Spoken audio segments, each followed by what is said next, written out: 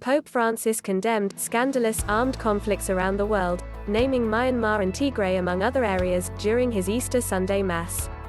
Francis led the service in St. Peter's Basilica, in a scaled-back event due to COVID-19 precautions. He also called for vaccines to be shared with the world's poorest countries. The pandemic is still spreading, while the social and economic crisis remains severe, especially for the poor. Nonetheless, and this is scandalous, armed conflicts have not ended and military arsenals are being strengthened, the Pope said. May the efforts to resolve conflicts peacefully continue, in respect for human rights and the sacredness of life, through fraternal and constructive dialogue in a spirit of reconciliation and true solidarity, he added. May the power of the risen Lord sustain the peoples of Africa who see their future compromised by internal violence and international terrorism, especially in the Sahel and Nigeria, as well as in Tigray and the Cabo Delgado region. He also addressed younger followers, especially to the young people of Myanmar committed to supporting democracy and making their voices heard peacefully, in the knowledge that hatred can be dispelled only by love.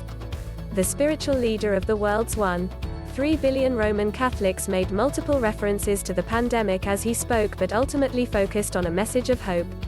The risen Christ is hope for all who continue to suffer from the pandemic, both the sick and those who have lost a loved one, he said.